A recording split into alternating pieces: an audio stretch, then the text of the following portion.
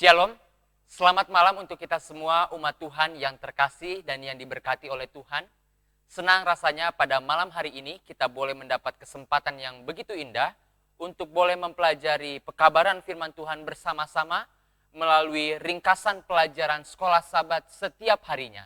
Dan kita pada saat ini sudah tiba pada pelajaran hari Selasa, dan pelajaran satu minggu ini di pelajaran yang ketujuh adalah perbaktian dalam pendidikan. Namun sebelum daripada kita melanjutkan pelajaran pada hari Selasa, marilah kita mengundang kehadiran Roh Kudus, kita berdoa bersama-sama. Tuhan di surga, pada saat ini kami siap untuk belajar pelajaran sekolah Sabat.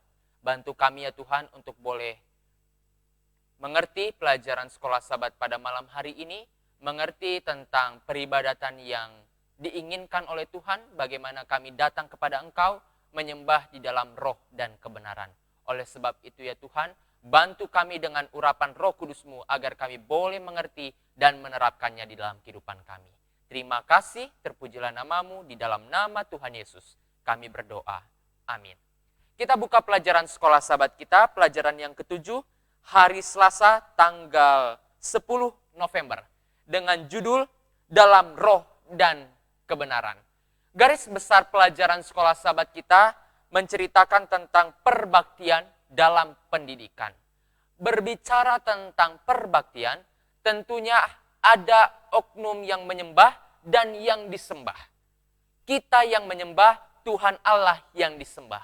Oleh sebab itu bila kita melihat di pelajaran hari Selasa ini menjelaskan tentang bagaimana kisah yang pernah diulas daripada buku Perjanjian Baru, kitab Injil Yohanes. Di sana dijelaskan tentang peristiwa ketika Yesus melayani jiwa-jiwa yang hancur, yang dia temui yaitu wanita di sumur. Singkat cerita umat Tuhan yang terkasih, bila kita kembali belajar daripada kitab Yohanes, pasal yang keempat, ayat yang ke-7 sampai 26 ini, maka kita boleh melihat bagaimana percakapan yang dijelaskan di sana. Kita boleh temui bahwa wanita itu bercakap-cakap dengan Yesus mengenai hal tentang penyembahan. Oleh sebab itu, Yesus memberikan sebuah pemaparan, menjelaskan kepada wanita itu tentang konsep penyembahan itu. Bagaimana Yesus memberi tentang beberapa kebenaran dalam hal penyembahan. Itu bisa kita lihat di dalam kitab Yohanes, pasal yang keempat, ayat yang ke-24. Di sana dikatakan, Allah adalah roh dan mereka yang menyembah dia harus menyembah dalam roh dan kebenaran.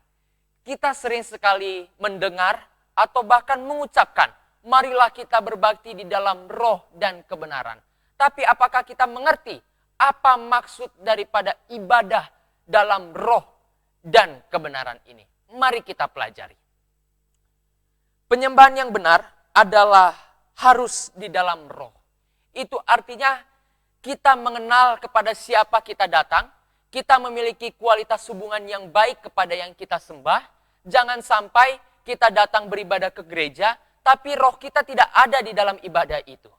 Kita mungkin duduk tenang di dalam ibadah, tapi ibadah kita kosong.